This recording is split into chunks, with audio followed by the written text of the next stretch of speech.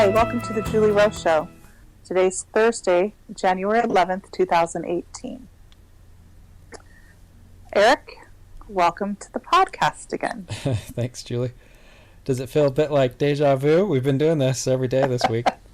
I know, right? Well, you and I both feel an urgency to get these memories from my book of life recorded, and so I appreciate your willingness to make yourself available every day this week, because it is a lot of work.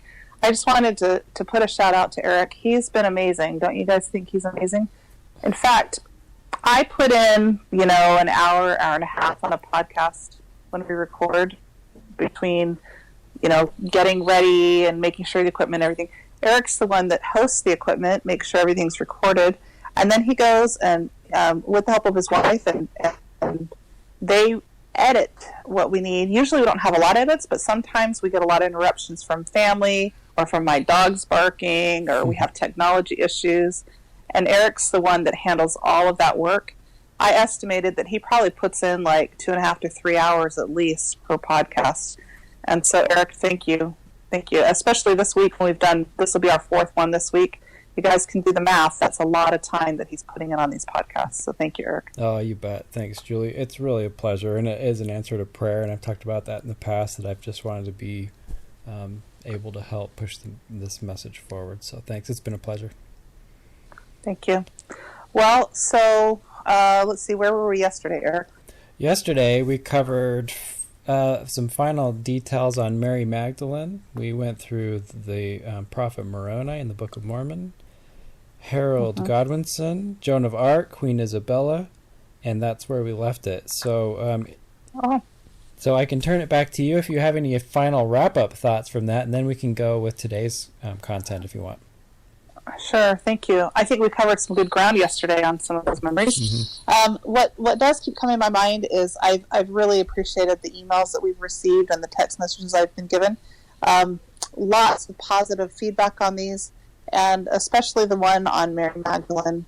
I'm so grateful to hear that touched hearts, that people were positively affected by that. It kind of took some courage on my part to share some of those things, and as always, the opposition let me know that they were unhappy. They're unhappy we're doing these particular podcasts, but really unhappy about the one on Mary Magdalene. You can imagine, given the role that she played, who she is, and that she's married to the Savior, and that Lucifer rebelled against Father previous to this creation, and he himself wanted to be Christ and married essentially to Mary Magdalene. So I'm really grateful that once again the opposition has motivated me to keep going and to have the courage to share, and that the Lord has given me extra energy today, Eric, because I think we have some more good stuff to cover. Oh, that's great. I'm excited to hear. Thanks for those final thoughts on yesterday. I know that was really touching. I've had some emails and texts as well. It was really touching to me and my sweetheart, and it's been a special experience. Your witness is always really interesting and awesome, Julie. Thanks. Oh, thank you. All right, so what are we up next with? All right, so you guys have probably gathered that I have a list that Julie passed along to me of all these memories. She's tried to put them in chronological order. The next one we have is Wife of a Hawaiian Warrior, and this isn't about the years of 1506 to 1547 AD. Yes. Okay, so the memories I have of this are they're of a certain Hawaiian warrior. He was a warrior with King Kamehameha. King Kamehameha was one of the most well-known, if not the most well-known Hawaiian warriors and kings in Hawaiian history.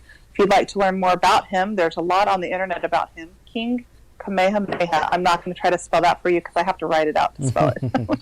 But those of you that know Hawaiian know exactly who this guy is. He was quite an amazing king. He was very loved by his people. He captured several of the islands, and he had those that were dedicated to working with him as warriors.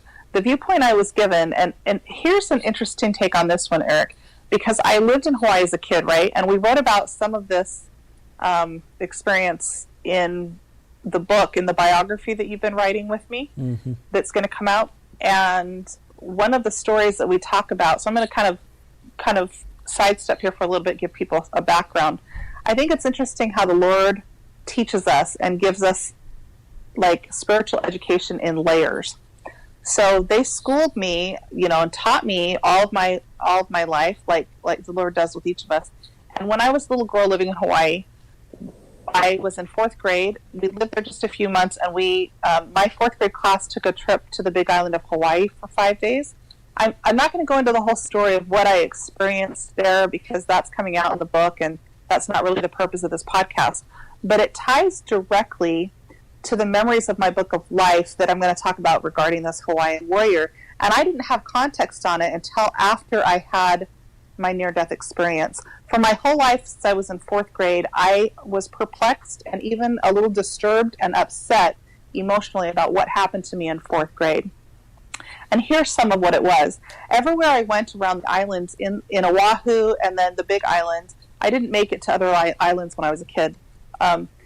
I felt this spiritual energy around me. I felt ancestors around me. I felt the spiritual feelings of the islands. They're very, very spiritual, those Hawaiian islands. Some of them more than others. Like Kauai has a much higher vibration than Oahu and Maui, and the Big Island has a special energy about it itself. Well, in fourth grade, on one of the field trips we took one day, we went to the place where they have a bunch of totem poles and where they used to do human sacrifices. Those of you that have studied ancient Hawaiian history know some of this. And while I was there, I remember being in front of a totem pole and all of a sudden feeling this swirling energy about me. Now, remember that even as a child, some of you might not know this because I can't remember how much I've actually talked about some of the gifts that I've had even as a child or any of my experiences. I forget. But the veil was thin for me as a child, and I would sometimes have angelic visitors, but most of the time I felt just the presence of ancestors and often entities and things around me. And here I was on this path, and we were supposed to go along on this little field trip and study about the history, and they had these little plaques in certain areas. And for instance, they had this totem pole area where they used to do their satanic worship dances. And while I was there, I was overtaken by the adversary momentarily. I looked up, and off to the left of me was this large pit and this platform where they used to do human sacrifices. At that moment, I went into vision mode, and I saw myself standing on this platform as if I were being offered up for human sacrifice.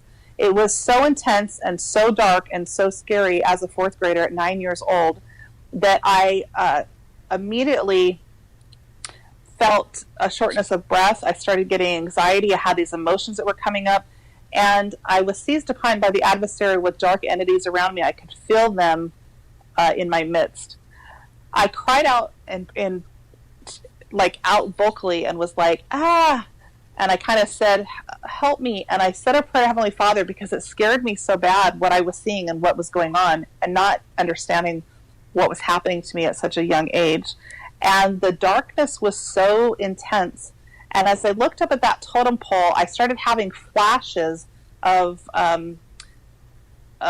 it was like memory, but flashes of like past days of ancient Hawaiian rituals and satanic things that some of these wicked priests had done and stuff like that. And then there was a man that came from the other side of the veil. He looked to be like he was 23 or 24 years old. And he basically came up to me, put his arm around me like a side hug, and just said, you're okay, come with me. I did not see him, he was not a human being, right? I saw him with my spiritual eyes. So make it very clear, this was an angelic ministration that I was given. And he took me off just a sideways. Now, my mom was on the field trip with us. She had no idea of this. She still has no idea of this today. When she listens to this podcast, it'll probably be the first time she hears this, or she'll read it in my book. I never told a soul. In fact, Eric was the first person that I ever told anything about this. I mentioned it to my husband that I'd had this experience, but I didn't ever tell my husband, like in detail some of the things that went with it, because I was so terrified of what I'd experienced. And so here I am, I'm 45 years old. The Lord's asking me now to share these podcasts with you and to share my memories from my book of life. And I have context for it, that they were showing me even then some of what happened to this woman who had been offered for human sacrifice. She was married to a Hawaiian warrior who was one of the warriors for King Kamehameha, and her experiences really were pretty intense when it came to being on those islands with what was going on at the time. I am very, very grateful, Eric, that I have context for that now, because that's something I've prayed to the Lord about for all of these years, off and on. I'd put it back, I'd shelf it because I didn't understand what it was, and it felt overwhelming sometimes. And there's more to that story, but basically, here's the amazing thing that I think is incredible, is that this individual, the young man, now I was 9 years old, the young man that assisted me, it was less than 5 minutes that he was at my side, long enough to calm me down. But what the Spirit has shown me in dream and vision was that he was someone that I would end up meeting. I later saw that man in dream and vision in my 20s, and then later on into my 30s, and now into my early 40s. And I don't know how long ago it was, a year and a half or so ago, I actually met that man in person. And I think that's amazing. It's somebody that had read my books and that was working with GTRF, and I recognized him immediately. And so I think that's just a really cool story, that the Lord sent somebody that now lives on the earth that wasn't born yet to help assist me when I was a young child. Interesting. So you saw this through the perspective of the wife of this warrior you talked about a couple minutes ago. Yeah. Do you have some of the emotions and feelings, or the context of what the war was over and that kind of thing? Yes, you can read about it in Hawaiian history. Okay. But and so I don't want to go into all that. But yeah, I do. I mostly remember the emotions that went with it, and also just I know that she loved him very much. She loved him very much. He was a very brave warrior. He was one of the top warriors that worked with King Kamehameha, kind of almost like his right-hand man almost. I don't know if he was his right-hand man, but he was like in the top ranks. I don't know what they would have called that because I haven't studied Hawaiian war history well enough. I haven't studied really at all, other than when I lived in Hawaii as a kid. But I saw that he had a close relationship with King Kamehameha. He worked with him closely.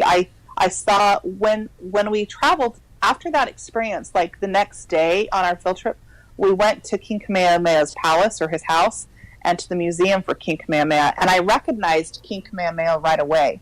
And he was very familiar to me. And so I think that's interesting too, that now the Lord's putting that together. And so I think of how they were dressed and the clothing. When I lived in Hawaii, it was always all very familiar to me, like I had been shown it before. And so if people put that in context, I had these experiences as a child, things that came up in my subconscious mind that would surface in the conscious mind. And that happened to me quite a bit. It happened to me in Germany when I would go into the castles and different parts of Europe. And we talk about some of that in the book. I think that'll be interesting. I don't want to give that away, Eric, the part that you wrote, you helped me write about my experiences with royalty at the castles and stuff like that. Yeah. So back to this Hawaiian warrior, I'm kind of curious. People kind of like to hear a little bit about the dress and culture. Do you have a sense of what these people were wearing? Do they look like traditional Hawaiians as they're depicted in movies with hula skirts and stuff? Well, like this warrior, I mean, he obviously was very strong and muscular because he was a warrior, and he was had a very strong build. He had some kind of a leather strap or something that went across his chest. I have a vision of him being bare-chested and then having like a little skirt thing on. I don't know what it was called. It was what the warriors would have worn in that day that had, it wasn't too long, wasn't too short, but it wasn't like he was wearing a loincloth or anything, right? I mean, it covered him probably about mid-thigh. And then some of the weapons and things that he had, I remember. Typical dress of what's depicted in Hawaiian literature for women. They showed skin, but they covered up like there were no breasts showing or anything like that, right? It was like they had their tops. So yeah, it's pretty typical of what you would see as depicted. I don't necessarily about the movies, but what's been depicted in like novels and things like that, that are true stories about Hawaiian heritage. Okay. All right. So next on your list, moving on to Elizabeth, Queen of France, who was the wife of Charles the Ninth, and this is in the years 1554 to 1592 A.D. What's your memory there? Well, mainly of the castle, of some of the clothing that she wore, that she was a very modest woman.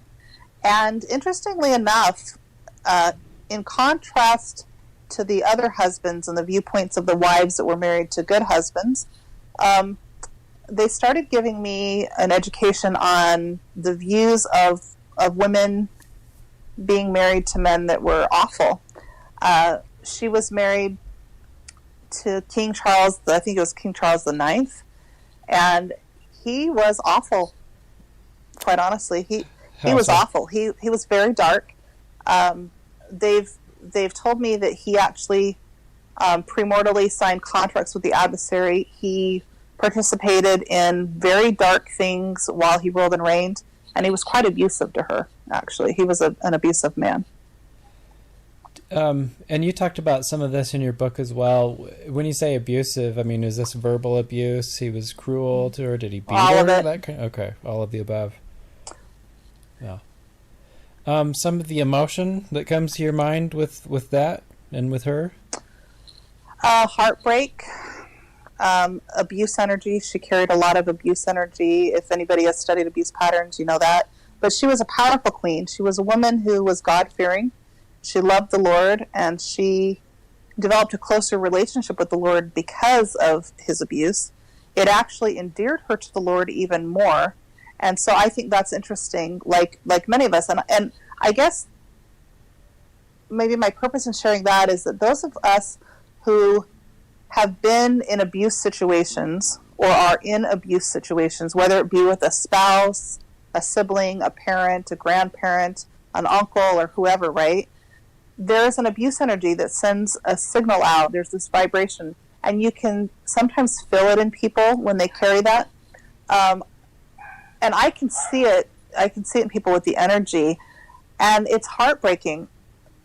What I have learned, one of the things I've learned about seeing things through Queen Elizabeth's eyes, is that here she was, and she was this beautiful woman. Like she was pretty. She was known for being beautiful. She wasn't one of the more well-known queens in European history, but her father was a Holy Roman Emperor, and her mother was named Maria. They were well-known. Her mother was from Spain, so she was born into this bloodline of royals, and yet these individuals, there was a lot of dark energy that was in these bloodlines. Now, not every royal family has dark energy like that, but there is a lot of dark energy that's been passed down in the royal lines. And what I've learned through her eyes, one of the things I've learned is that no matter how difficult your life is, no matter how much abuse you've gone through or are going through right now, that when you put your faith and trust in the Lord, he will help you endure all things. She lived for quite a while being married in that precarious situation. She was literally stuck. She had no choice. She had to stay married to him. And there were a lot of people that depended on her as queen to fulfill her role. And so that gives me encouragement that whatever I'm going through in my life, whatever I need to go through in the future, that I can look to women like this and say, even if you're married to the most awful man on the planet, that doesn't give you an excuse to keep from being a faithful woman, right? She had every reason that she could have rebelled against God and been angry. She could have cursed God, and she could have been super angry. And instead, she took that energy and she developed a relationship with Christ. And she was able to kind of bring light into a bloodline that was otherwise pretty dark. and they had children together, and she was able to pass on some good things that otherwise might not have happened had she not been married to him. That's very interesting. It's nice to hear that story. Thank you. Mm-hmm. Next on your list is perhaps a more known character from history. You experienced things and saw things through the eyes of Pocahontas in the years 1596 to 1617 AD, and of course her husband was John Rolfe. What can you tell us from there? Well, there's been a lot of great history written about Pocahontas. Unfortunately, a lot of it's false. So they like Mary Magdalene and Joan of Arc, actually, they have tried to discredit and make Pocahontas out like someone that did not have pure motive.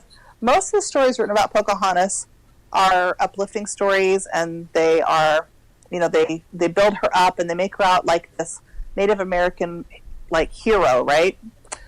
She really was, in her day and age, she was looked to as, they called her a princess, and prior to marrying John Rolfe, she had, from a young age, so let me back it up. Before she was born, her grandparents and her parents, there was a prophecy that there would be an Indian princess born who would fulfill prophecy. And that actually was Pocahontas.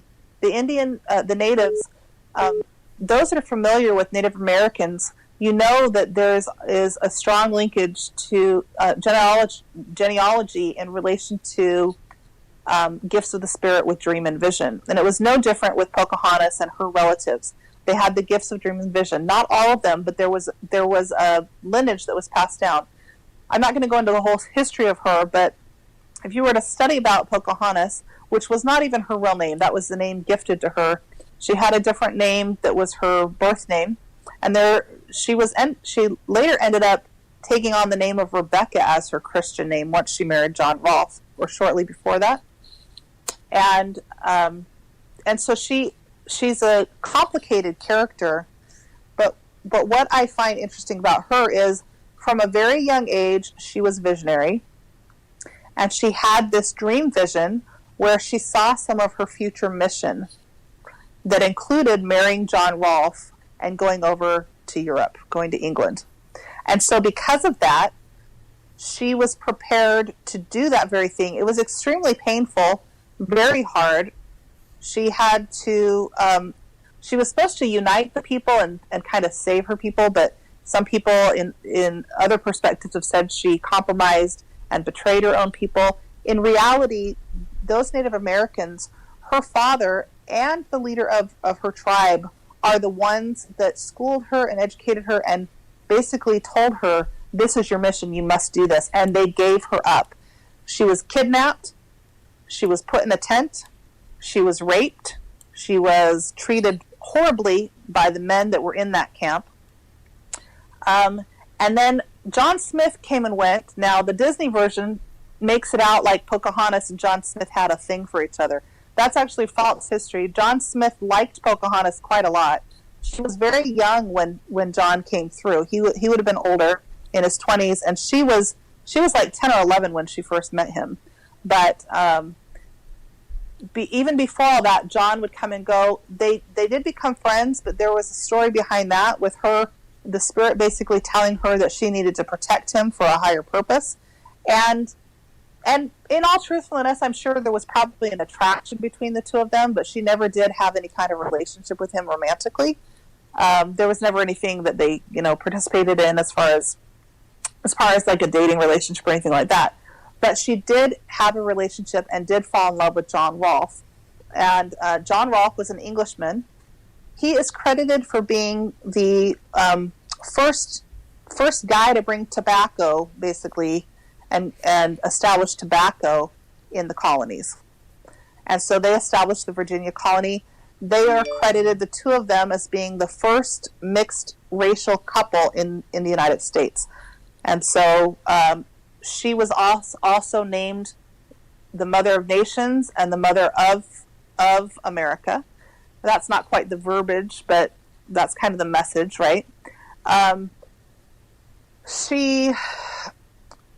she was very beautiful.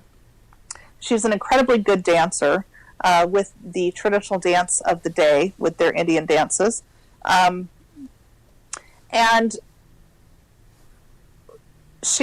before she married John Rolfe, she married a guy that I can't remember his name, but she married an Indian man. And I have the image of the Indian man. He wasn't very old either. She was like 14 or something when they got married, and he was probably 15, 16, 17. They were only married a short time, long enough to have a son. They had that son, and then after that is when they took her over into the English camp, and all the other tragedies happened for her where she was treated roughly.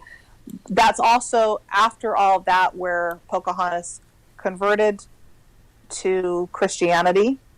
And she did that as part of her mission, but also because she truly did develop feelings for John Rolfe, and she had a strong impression and spiritual witness that Christ really was the Christ. And so that's why she converted, and she was renamed Rebecca for her Christian name. Very interesting. Yeah. And what about the rest of her life? Was she happy I guess she moved to Great Britain? No. No. So she and John Rolfe were only married a few years too. I don't know exactly how long. It was like 2 or 3 or 4 years at most. John Rolfe died at a younger age too. I think he was like 22 when he died. She was very young when she died, kind of like Joan of Arc was young. And they had one child as well. They had a son together. And so they did leave, posterity. And so there are some people that might be listening to this podcast now that are even, great-great-grandchildren or whatever of Pocahontas and John Rolfe. Cool. She had a significant impact when they tied her up. Then she went on the boat. They kind of kidnapped her, actually, put her on the boat. She married John, and they paraded her around Europe. Now, there was a side of her that liked it because she knew it was her mission. She grew into it, but they paraded her around. She was the showpiece. And in public, what I saw was she put on her happy face. She put on a tough exterior. She acted like she liked it. There was a part of her that enjoyed the attention.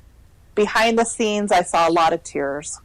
I was shown scenes where she was in her bedroom alone, crying herself to sleep.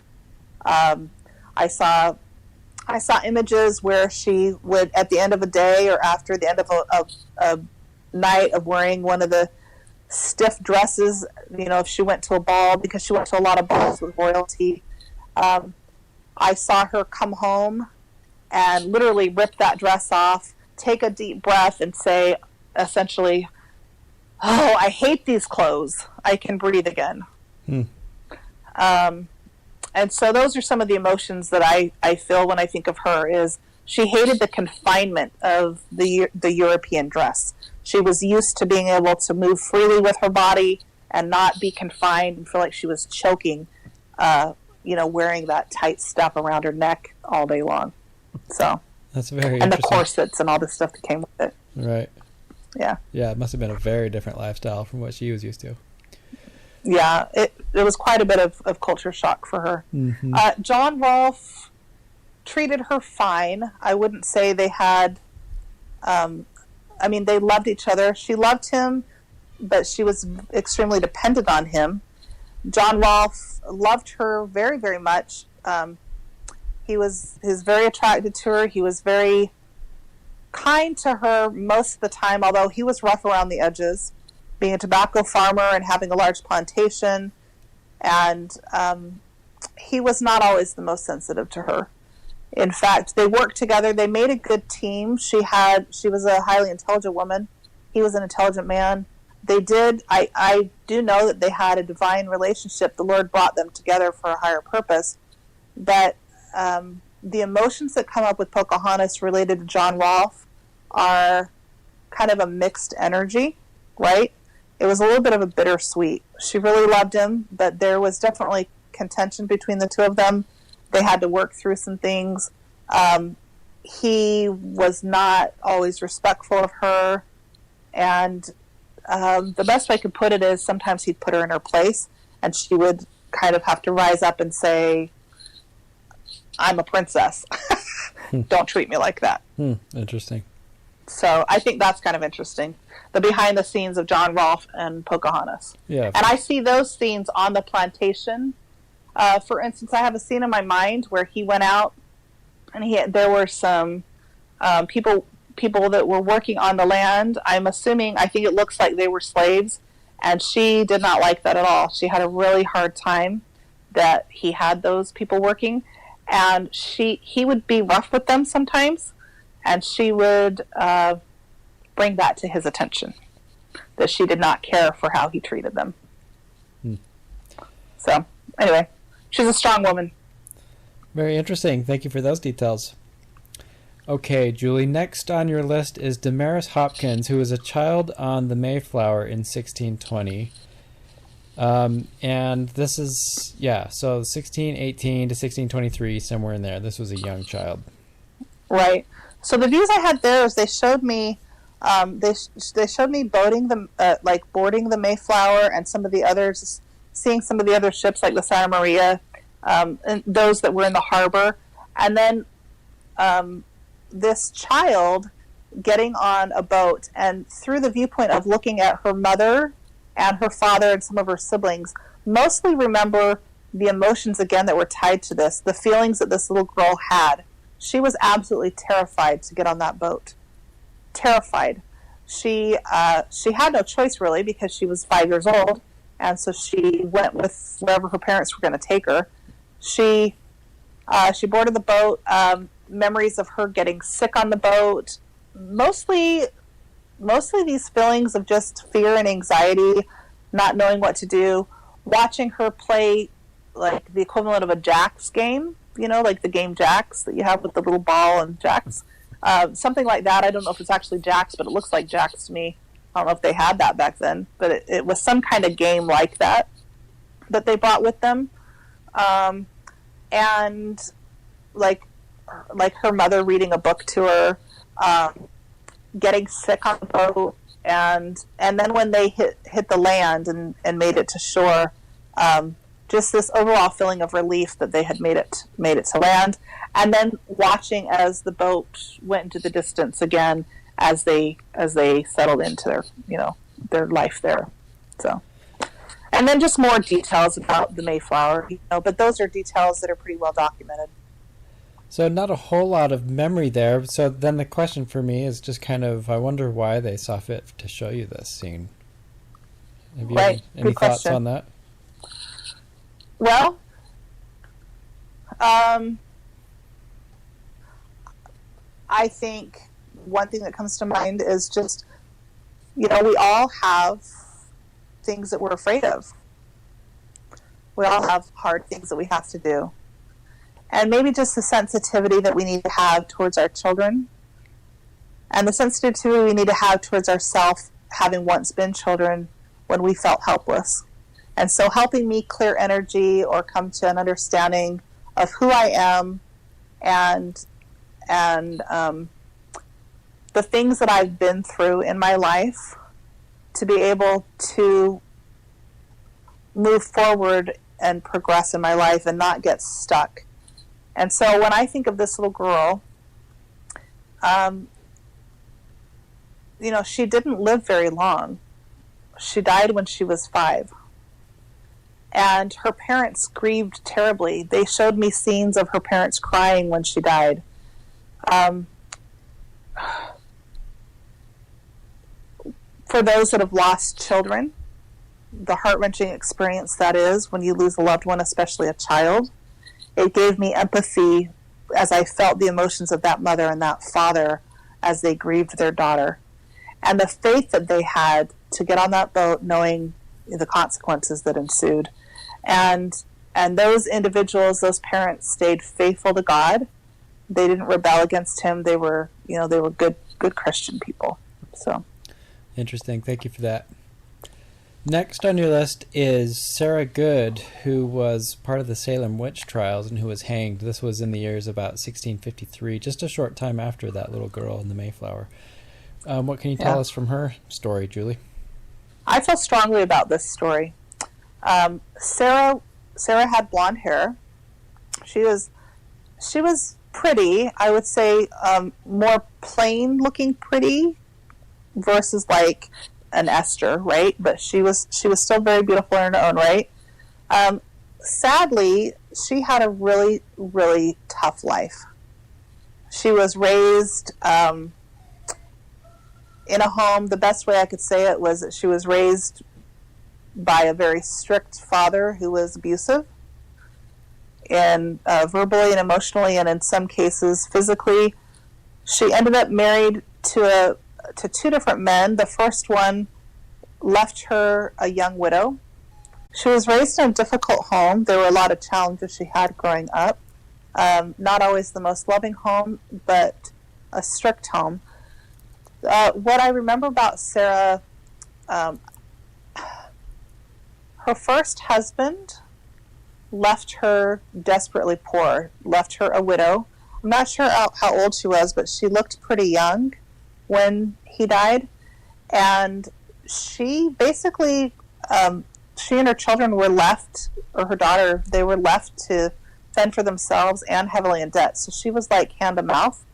And it almost looked like she was homeless for a while, living with family and friends. She was looked down upon. She dealt with heavy persecution, a lot of shame energy that she carried, a lot of shame and guilt, and a lot of shame is the energy that comes up the most with her, and downtrodden. She was mistreated by just about everyone she came in contact with. She suffered great abuse at the hands of several men, and when she got married, it didn't look or feel to me like she really loved the guy. I think she was in a desperate situation, and she married him, and sometimes it was out of necessity, if you will, that she married him, to have somebody to take care of her physically. Then when he died and left her in debt, she ended up getting remarried to another guy right after that. And unfortunately, he was very unkind to her as well. He was extremely dark, as in, like, they lived in Puritan society, but he was not a good man. Not a good man at all. The second husband basically betrayed her. She had betrayal energy from both of them. Neither one of them were faithful to her. They both cheated on her while she was married to them several times. And that second husband, when it came time, Sarah Goode was the first that was condemned to death for being a witch during the Salem Witch Trials. She proclaimed her innocence, and I guess I want a witness to testify that I know that Sarah Goode was innocent, that she was not a witch, that she never participated in any of the dark arts. In fact, she had spiritual gifts of dream and vision and other gifts of the spirit that people were jealous of, that they were afraid of, they didn't understand. And she was an easy target for them because she was in a desperate situation. And there were actual witches that lived in Salem, and a warlord or warlords that were within the ranks of those that were false priests and others that were oppressing in that Puritan society. And they essentially conspired with each other against Sarah to try to eradicate her. It's a classic case, Eric, of Satan conspiring with his dark forces here on earth to try to eradicate the light. And in this case, what I was shown is that Sarah Goode premortally agreed to come down to that probation, to stand as a witness and to testify against those that were working for the dark side, and to serve as an example against false priests that oppress, and those that are cloaked, and literally cloaked, as in they're pretending to be something they're not. They're using Christ's name in perversion, and they are involved in dark secret acts. What comes to mind here is, for instance, when you hear about satanic ritual abuse and other things that are very dark that we know of that goes on in every church on this planet. And so my heart goes out to Sarah Goode and to those who have suffered abuse of any kind, especially when it comes to any kind of sexual abuse, sexual assault, or mistreatment by any man. She was treated very poorly, and then her entire community gained up against her. There were those that stood by her side, that defended her and testified of her innocence, and they were later accused, and they were sent to the gallows as well. Mm-hmm. And so, well, I say sent to the gallows, they were hung, right? But and so it's a heartbreaking story, right? Salem Witch Trials, that's gone down in history. There are many of us that have ancestors that were either at the Salem Witch Trials or they themselves were put to death. And there's still penance to be paid for that, I guess you could say. There are still some that are on the other side of the veil that have not repented for the ills with which they partook. And the Lord does and will hold them accountable for what they did to Sarah Goode, as well as those others that they put to death. And who they falsely accused, because that's the biggest thing, right? They falsely accused her and others, and they signed contracts, and they literally planned it. It was all conspired. Well, I can't help but think of the little bit of a pattern in these stories you've shared of these Mm-hmm. many of these women who were gifted. They had visionary gifts, and obviously there's a parallel to you and your story there. Right. And I can't help but just sympathize for them and the way that people who are gifted are criticized and ridiculed. I see it all the time in our culture today. People with gifts just have a really hard time, and our culture is brutal on people with gifts. And so instead of calling them witches today, we just call them crazy, right? We just have other names for them. So. Right. Well, I mean, I've been called crazy, and I've also had people say that I was a pawn of the devil. And it's no different than as if I were Sarah Goode and they're trying to hang me for claiming that I had revelatory experience. Right. It's the same thing. It's the same entities that did it to Sarah Goode that are doing it now. I see it for what it is, and Sarah saw it too. She knew, which is why she continued to profess even to her dying day. Sadly, Sarah had a daughter. She's the youngest daughter that was proclaimed a witch. Her daughter was innocent too. They completely messed her daughter up. Sarah Goode was pregnant when she went into jail, and they waited to execute her until her baby was born. The baby died while in prison with her in jail. So it's another tragic story. So those individuals, as far as I'm concerned and what I see and what I was shown and told and am being told, is those that led to the death of Sarah Goode are not only responsible for Sarah Goode's death, but also for the death of her child and for the damage they did to her daughter Dorcas, who ended up with severe mental illness the rest of her life. Oh, what a terrible, tragic and story. They're accountable. It's tragic story. Yeah. Well, Julie, we've hit our time. Do you have any concluding comments today? Well, on a happy note, I know that Sarah Goode is in a good place. What they showed me about Sarah Goode is that she passed to the other side of the veil with flying colors because she never denied the Christ. She never cursed God.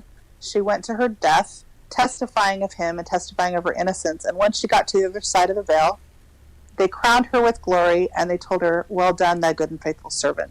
So I want to testify that when we do what is right, when we stay true to those things we know in our heart, when we focus on positive things, when we put our trust and faith in the Lord, when we listen to the Holy Ghost, when we do what's required of us to pass this mortal probation with flying colors, and I don't mean being perfect, Eric, I mean we do the best we can and we give the rest to the Lord. And when we do that, he will then say to us, "Well done, thou good and faithful servant." And I leave this testimony with you in the name of Jesus Christ. Amen.